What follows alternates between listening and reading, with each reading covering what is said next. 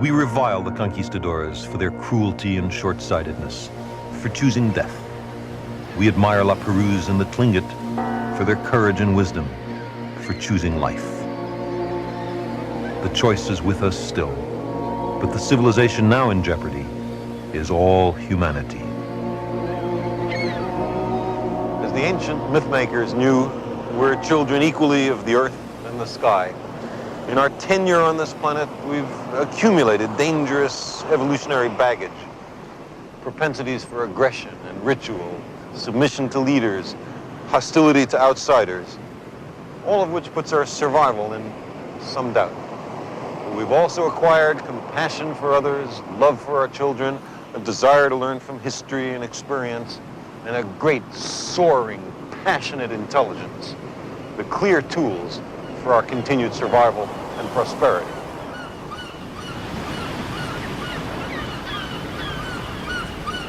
Which aspects of our nature will prevail is uncertain, particularly when our visions and prospects are bound to one small part of the small planet Earth. But up there in the cosmos, an inescapable perspective awaits. National boundaries are not evident when we view the Earth from space. Fanatic ethnic or religious or national identifications are a little difficult to support when we see our planet as a fragile blue crescent fading to become an inconspicuous point of light against the bastion and citadel of the stars. There are not yet obvious signs of extraterrestrial intelligence, and this makes us wonder whether civilizations like ours rush inevitably headlong to self-destruction. I dream about it, and sometimes they're bad dreams. The global balance of terror, pioneered by the United States and the Soviet Union, holds hostage all the citizens of the Earth. Each side persistently probes the limits of the other's tolerance, like the Cuban Missile Crisis, the testing of anti-satellite weapons, the Vietnam and Afghanistan wars. The hostile military establishments are locked in some ghastly mutual embrace. Each needs the other. But the balance of terror is a delicate balance with very little margin for miscalculation. And the world impoverishes itself by spending $1 trillion a year on preparations for war, and by employing perhaps half the scientists and high technologists on the planet in military endeavors. How would we explain all this to a dispassionate extraterrestrial observer? What account would we give of our stewardship of the planet Earth? We have heard the rationales offered by the superpowers. We know who speaks for the nations, but who speaks for the human species? Who speaks for Earth? From an extraterrestrial perspective, our global civilization is clearly on the edge of failure in the most important task it faces, preserving the lives and well-being of its citizens and the future habitability of the planet. But if we're willing to live with the growing likelihood of nuclear war, shouldn't we also be willing to explore vigorously every possible means to prevent nuclear war? Shouldn't we consider in every nation major changes in the traditional ways of doing things, a fundamental restructuring of economic, political, social, and religious institutions? We've reached a point where there can be no more special interests or special cases. Nuclear arms threaten every person on the Earth. Fundamental changes in society are sometimes labeled impractical or contrary to human nature, as if nuclear war were practical, or as if there were only one human nature. But fundamental changes can clearly be made. We're surrounded by them. In the last 2 centuries, abject slavery, which was with us for thousands of years, has almost entirely been eliminated in a stirring worldwide revolution. Women, systematically mistreated for millennia, are gradually gaining the political and economic power traditionally denied to them. And some wars of aggression have recently been stopped or curtailed because of a revulsion felt by the people in the aggressor nations. The old appeals to racial, sexual, and religious chauvinism and to rabid nationalist fervor are beginning not to work.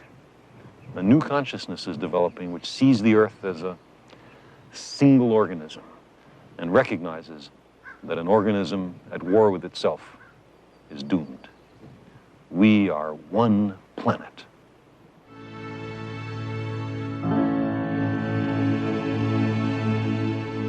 The greatest thrill for me in reliving this adventure has been not just that we've completed the preliminary reconnaissance with spacecraft of the entire solar system, and not just that we've discovered astonishing structures in the realm of the galaxies, but especially that some of Cosmos's boldest dreams about this world are coming closer to reality. Since this series' maiden voyage, the impossible has come to pass. Mighty walls that maintained insuperable ideological differences have come tumbling down.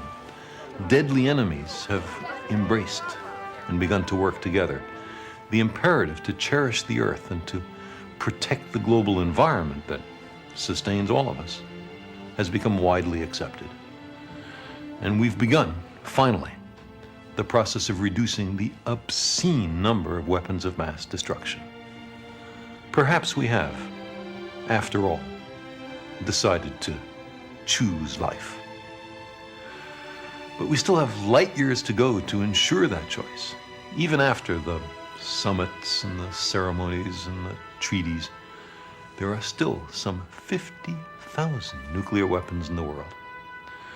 And it would require the detonation of only a tiny fraction of them to produce a nuclear winter, the predicted global climatic catastrophe that would result from the smoke and the dust lifted into the atmosphere by burning cities and petroleum facilities.